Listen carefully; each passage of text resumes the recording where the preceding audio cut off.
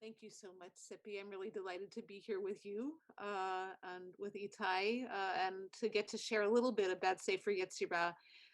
So this book, Return to the Place, The Magic, Meditation, and Mystery of Sefer Yetzirah, is a book I was inspired to write after many years of an encounter with an ancient Jewish mystical text called Sefer Yetzirah, which means the Book of Creation. I'll say a little bit about this text in general, and then we'll just look at a few pieces of it just to get a little bit of the flavor of what it teaches and how it goes about expressing itself. And this text is the story of how the world was created, not the story according to Genesis, but a different way of telling that story. And in Sefer Yetzirah, the creator, God, uses the Hebrew alphabet to create the world. And each letter is engraved into creation. And each letter brings a different aspect of creation, a different phenomena arise out of each letter. And these letters are really not just letters. They don't just express meaning the way we use letters to build words, but these letters seem to be channels for God's creative intention to get into the world. And so one of the really fascinating things about the book is that Sefer Yetzirah uses these letters not just to make words, but really to make things. So in a sense, it collapses meaning the way we express it in speech, or we express it in language, and the thing itself, sort of the physical world, the real world. And one of the things that I love about it is that Sefer Yetzirah tries to express itself not just through text, but really by evoking the things of this world. So for me, it's really a kind of ancient version of an ecological text. It has a desire to grapple with the real, right? And not just to sort of be a text, but to somehow be in relationship to physical things like fire and air and north and south. Those are things that Sefer Yetzirah understands to be important. And aspects really of the divine. And we don't really know when this book was written. There are many theories about it, everything from back when Abraham was alive to the 9th century CE. Some people put it in the 1st or 2nd century CE. I tend to be in the school of people who put it in around the 6th century. It may have been written in Babylonia. It could also have been written elsewhere. So it's a mysterious book, and there's really no other book like it. It's written in small cryptic poems, each of which expresses a different aspect of this creation story. And it's a book that frequently addresses the reader. So it has a really interesting relationship with the person who is reading the book. It is a book of practice. It invites us into a sacred practice, because the book is not just telling the story of how God creates the world, but also inviting the reader to share in the same practices, to meditate on the same letters, and therefore to become part of the unfolding of creation. So some say it's a book of philosophy. Some see it as a book of magic that is giving the human reader the power of creation. Some see it as a book of contemplation that is inviting us to shape our consciousness so as to be in relationship to the one, even while we are part of the many. Sefer Yetzirah loves to play with this difference between the one and the creator and the many, the creation, and how those two entities connect and dance and move together. So that's a little bit about the book, and it has wonderful resonance, I think, for today.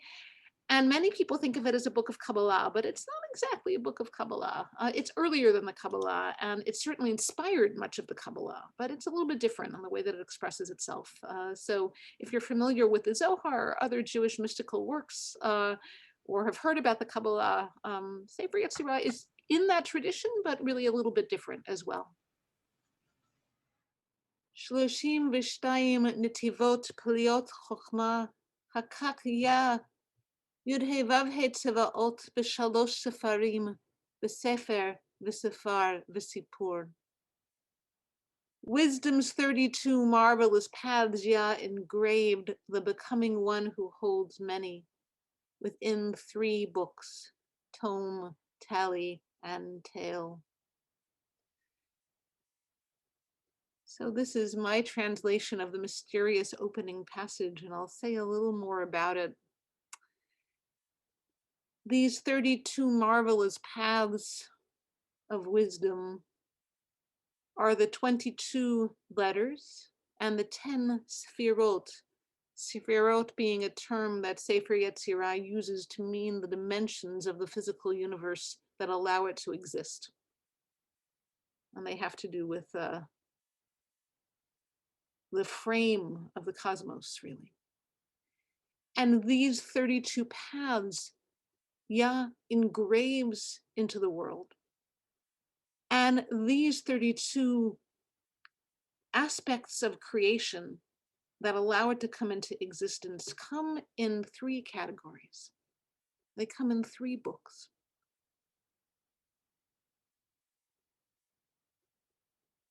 And then Sefer Yetzirah does something rather strange and fascinating with the language and says that they come in book, number, and story.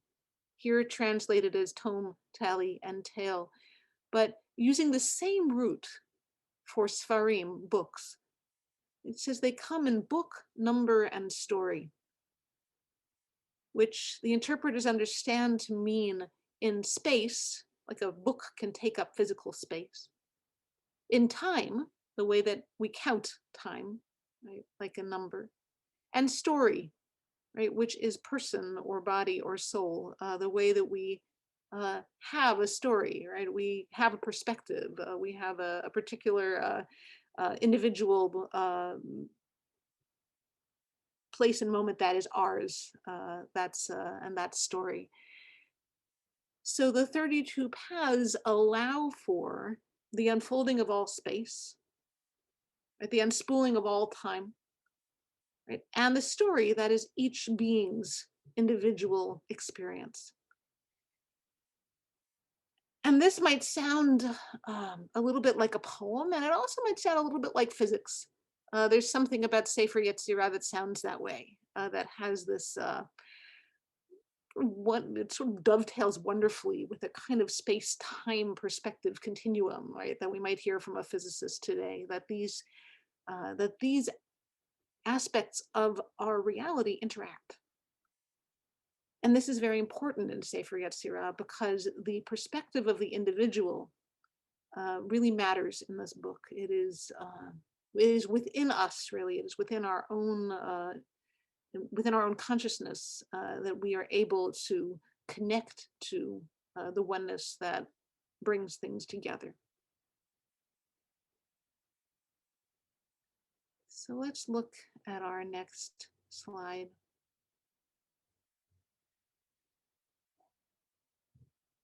Sefer Yetzirah divides itself into particular chapters, and each chapter deals with a different category of these letters and dimensions. And I thought it might just be interesting as we are sort of deepening into the practice of the book to know what those are. So the first set of things that Sefer Yetzirah wants us to know about is the 10 Sefirot Blima, which could mean the 10 spheres of nothingness, or or I translated here 10 inscriptions of the void. One of the other meanings for Sefirot, Sefirah, is inscription. And since the whole book is about books and writing, it feels like a good translation to me. 10 inscriptions of the void. And these Sefirot have to do with space, time, and soul, with north and south, east and west, up and down, as we'll learn a little bit later. with time, beginning and end, and so forth. And then there are also the 22 foundation letters, which we might also translate element letters. The 22 letters that make up language, but that also are God's painting palette for making the world. You know, there's sort of a different color to each of these letters. And the letters come in three categories. Shalosh imot, three mothers. Sheva kifulot, seven doubles. V'shtei mesrei peshutot, and 12 simple letters. The three mothers are Aleph, Mem, and Shin. Aleph for Avir, air. Mem for Mayim, water. And Shin for Aish, fire. And those three elements are the basic categories of material substance. So in Sefer Yetzirah, things exist in the world of water, which is really the world of the earth, the world of air, which is the world in between earth and sky, where we are operating as breathing beings, and the world of fire, which is the world of the stars and the angels. There's also the seven double letters, and these are grammatically the double letters, like the bet and the vet, the letters that grammatically double, that come in two different forms. And they encompass many of the dualities of the world, including things like life and death, wisdom and foolishness, abundance and lack. And finally, there are the 12 simple letters. And these encompass things like the 12 months, the 12 signs of the zodiac, and also deal with the organs of the body, because in Sefer Yetzirah, letters connect to different phenomena at the same time. So in the same way that the mem connects to the deep earth and water, and mem also connects to the belly. It also connects to the winter. And each letter is like this. It has different things that it connects to. And so this is a kind of map, what we're looking at now, of the entire book. And the book will proceed to tell us something about each of these categories. But before it begins to do that, and it would take, it is a longer discourse to really delve into all of these entities, it does something else interesting, which is really what I want to focus on with you today. It has something to say to us about consciousness itself and the way that we have to shape our consciousness in order to maintain this sort of dual awareness of our individual separateness as a bounded entity, as a bounded life form, and the fact that we are, in the view of Sefer Yetzirah, interwoven with a larger oneness, that we are interwoven with a creator. And in Sefer Yetzirah, the divine really isn't separate from the universe, but is really very deeply enmeshed in, part of the physical universe. For example, Sefer Yetzirah says that all speech and all things are made out of one name, right, which is a way of, made out of the letters of God's name, really, which is a way of saying that all things are made out of different combinations of the letters that make up divine reality. So in a sense, everything is God, right, in Sefer Yetzirah, just different aspects, different textures of divinity. So we need a particular kind of consciousness to know that, to enter that, to be able to move between being a separate being and being part of the one. And so the beginning of Sefer Yetzirah tells us how to do that, and in the process gives us some really wonderful meditative advice. So let's look at the next text.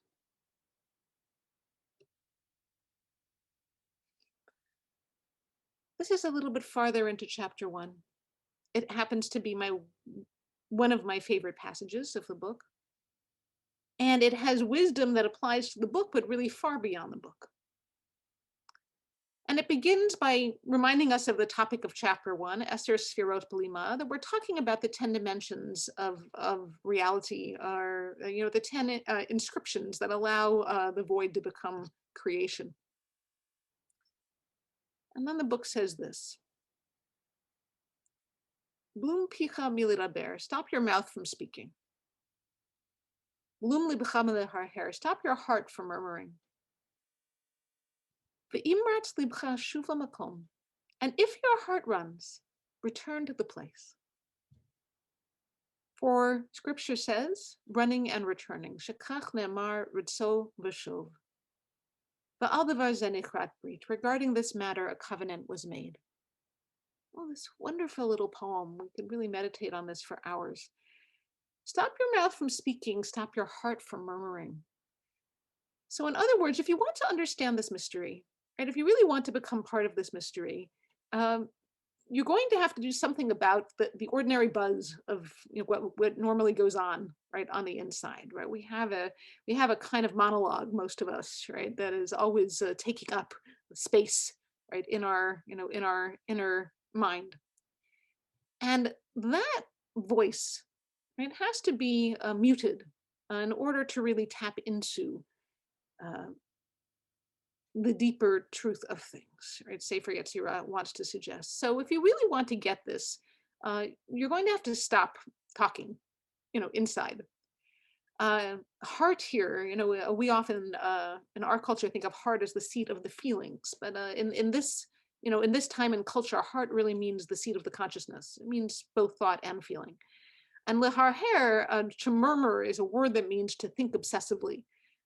So it really refers to this, this inner meh, meh, meh, meh, meh, that you may be accustomed, you may be used to if you've ever tried to meditate, right? If you're someone who has meditated before, you know that it's not so easy to sink into a calm place, right? Immediately thoughts arise and needs arise and worries and whatever might be bubbling up.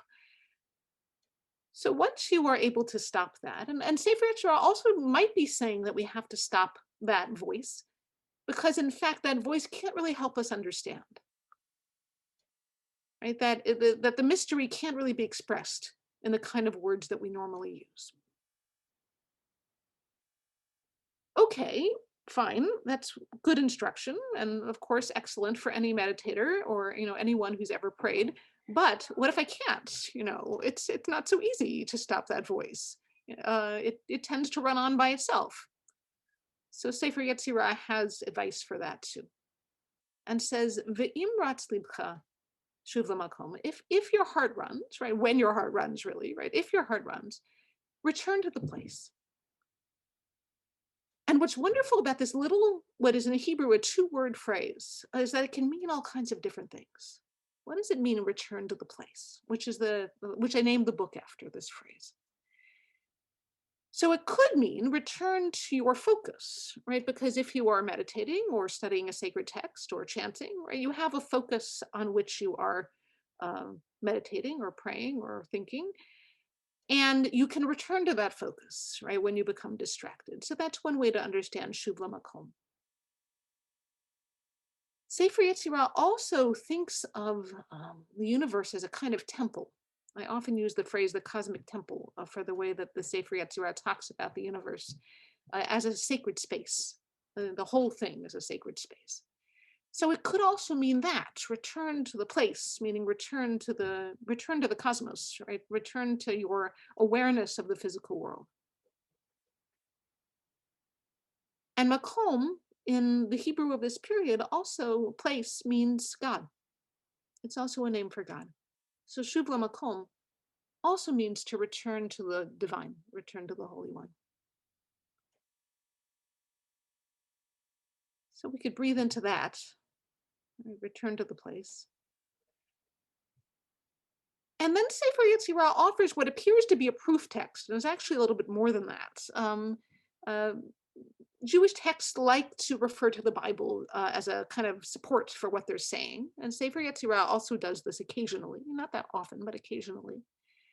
And here it offers a proof text from the book of Ezekiel, Ritzo v'Shov, running and returning. And this is from Ezekiel's mysterious vision of the divine chariot, and there are beings with four faces carrying the chariot, and there are flames running about, among these beings. It's a fantastical, vision of God and God's court.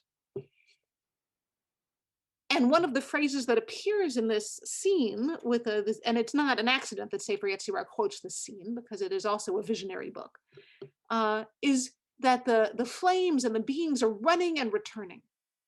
They are going and coming. So what does running and returning mean in this context? Sefer Yetzirah pulls that term out of its context, drops it here. Right? What does it mean by this phrase? So it could mean, it probably means many things at once. It could mean running and returning is in my mind is running and returning. Right? I'm going to the focus, I'm going to the God, I'm going to my creative consciousness, and then I'm distracted, and then I have to come back, and then I'm distracted, and then I have to come back, right? So it might mean that kind of running and returning. But it could also mean the running and returning between, that really the letters do, right? Between the created world, right, and the creator's consciousness, right? That running and returning, right? Between the one and the many, again and again. And this running and returning is it is a kind of promise. The text, this little snippet ends by saying, regarding this matter, a covenant was made. That is, there's a relationship here. Right? That if you enter this process, right, of returning to the place, of running and returning, you'll the relationship will be there for you, right? The creator will show up for you. And this is what happens at the end of the book. Abraham does all of the practices, and then God arrives, to be in relationship. So here, it appears that it's saying this also to us, right? That if we are in this shift of consciousness that allows us access to the one, right, that the one will be there for us, right? And so this is really a kind of reframing of the whole idea of covenant to be about the individual relationship between each created, each conscious created being, right, and the larger whole, which I really love, which I think is so beautiful. All right, let's go on a little bit.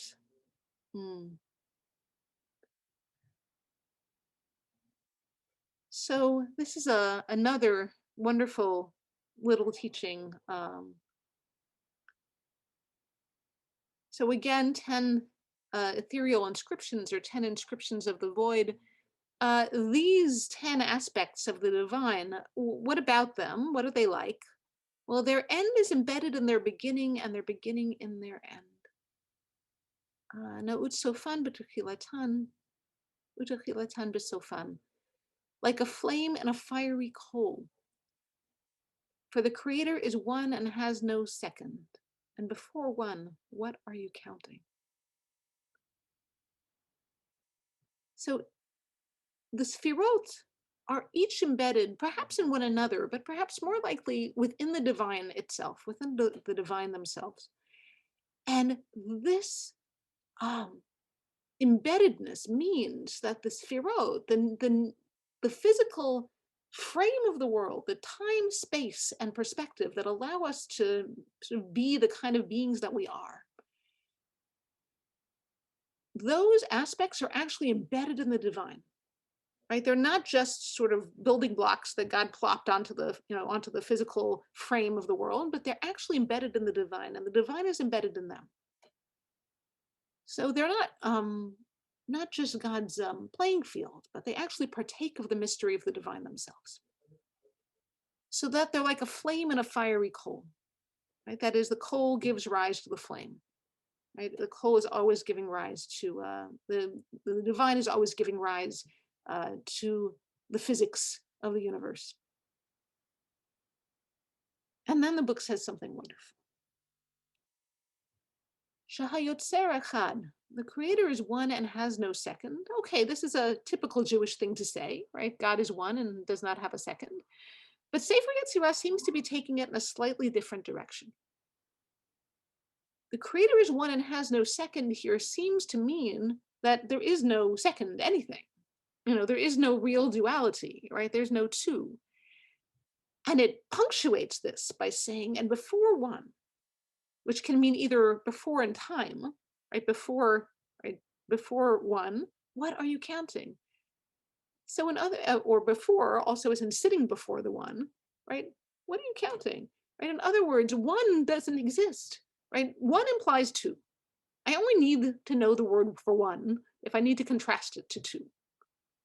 Right? But if I'm in the bliss of union, right? If I'm really one with everything, I don't need the word one anymore, right? I don't need to count anything. So the book kind of jostles the reader or the meditator and says, oh, you think you're thinking about the one. Well, if you're thinking one, then you're not there yet, are you? Right? Because you're not that's not the one, right? The number one is not the one, right? That's not the real thing. If you were really before the one, right, you wouldn't be counting anymore. You wouldn't be using numbers. So it's, I think, really, it's almost a funny, it's kind of a clever way of reminding us that often we are trying hard for that consciousness, and it's not so easy to get there. But it means letting go of the numbers, of the counting, of the attempt to make distinctions. So I want to look at one last slide, and then we'll meditate a little bit.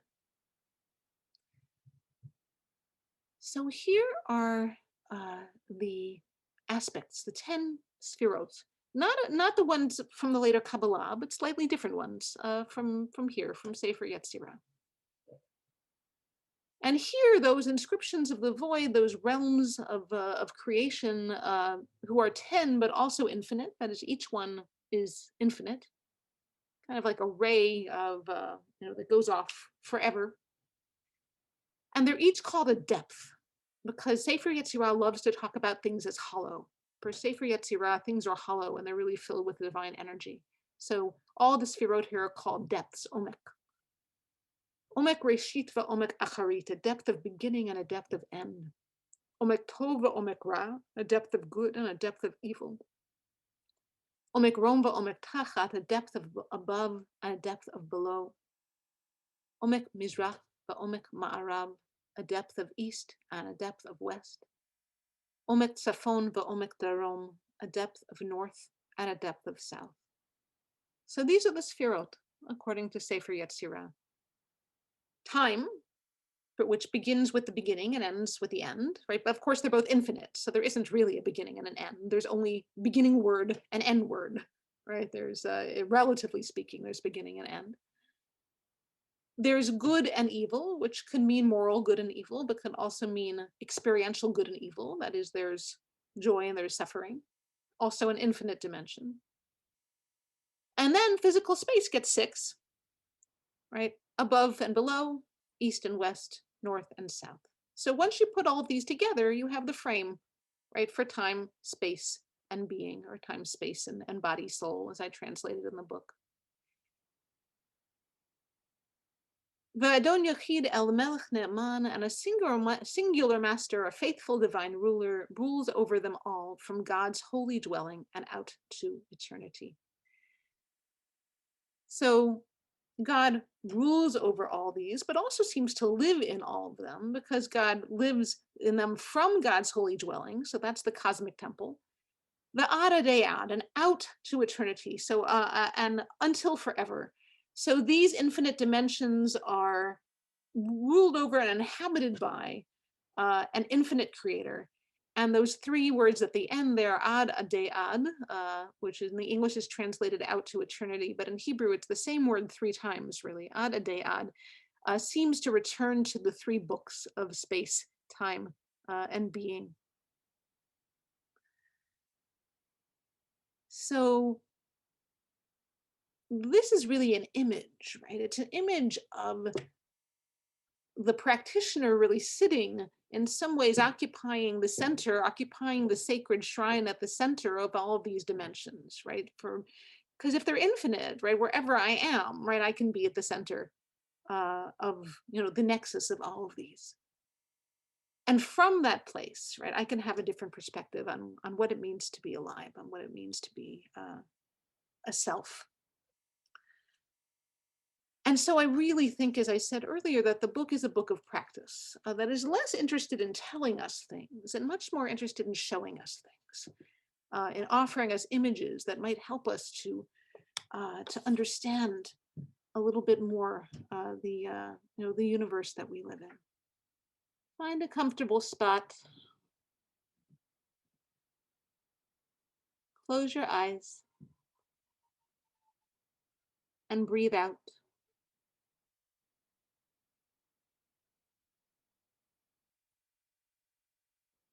And find yourself somewhere in your inner perception, looking down into a well, an omek, a depth.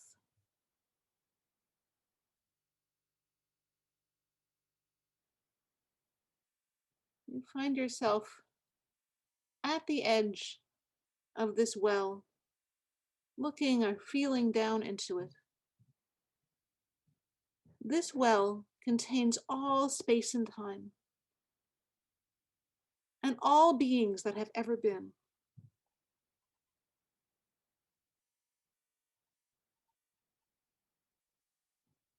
And as you look and listen into this well, you perceive the past that shaped you.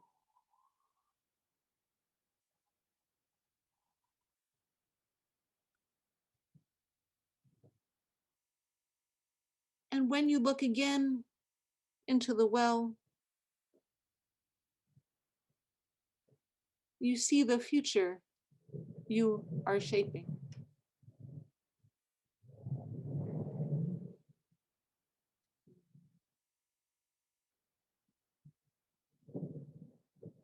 Again, look,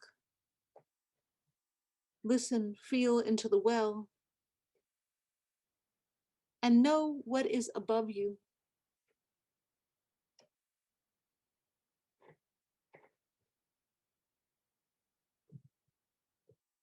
Look into the well again and see what is below you.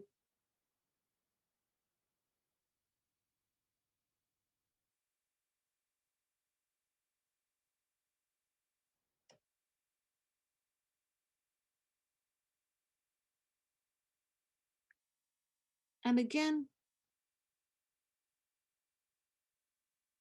look into the well and find there what is good in your life.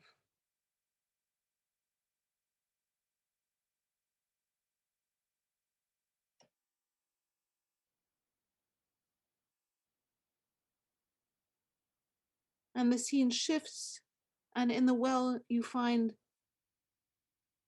what is harmful in your life.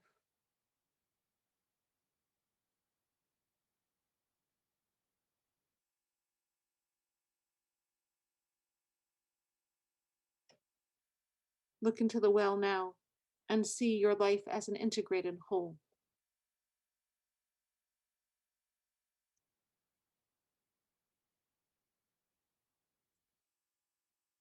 Look, listen, feel into the well and discover the sacred center.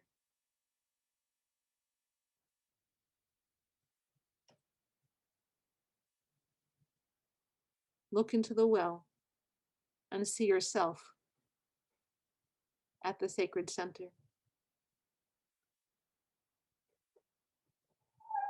What do you feel and know at the center of all things?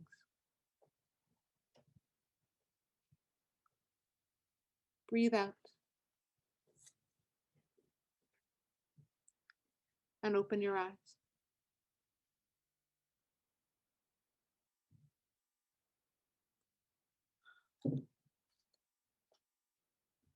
Now, if we were all together, we would maybe talk about what we found in the well.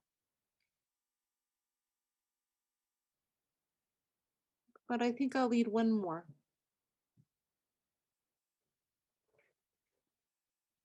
And it's good if you're practicing these, if you're doing these, to take a moment afterward to breathe into anything that you've discovered, and you can even write it down if it's helpful for you.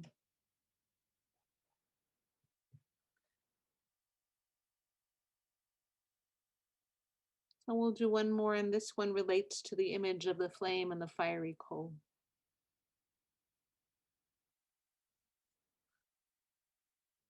Close your eyes and breathe out.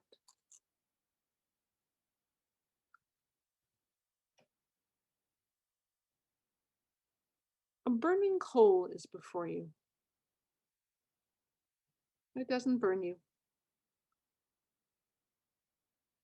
There's a flame that rises out of the coal.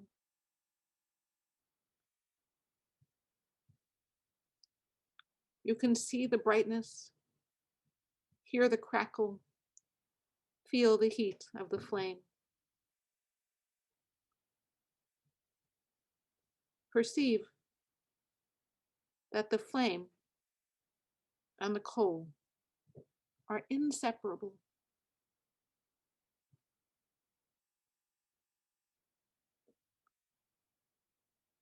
Within this fiery coal is the mystery you seek.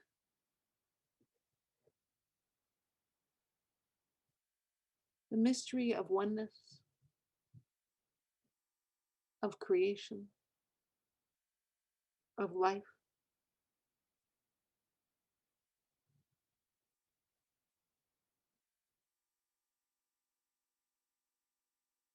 If you feel able, reach out and take the coal. It doesn't burn you.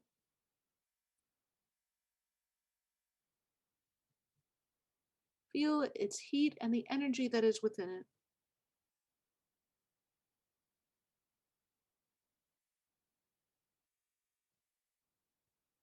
Bring it to your mouth as an angel once touched a coal to the mouth of the prophet Isaiah.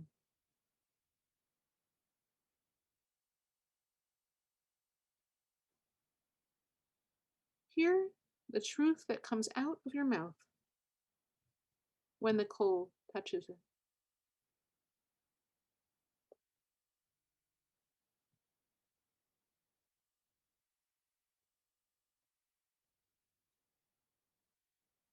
Listen to this truth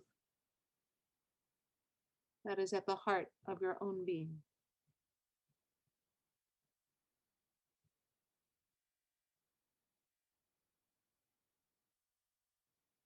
Breathe out and open your eyes.